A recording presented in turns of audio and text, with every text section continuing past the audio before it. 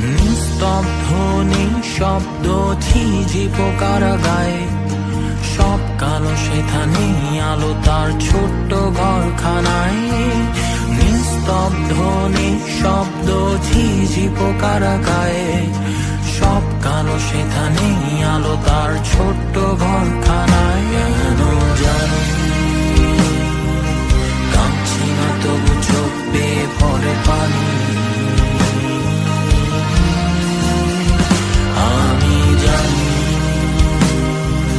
চোখ দুটো আজ হচ্ছে অভিমানী।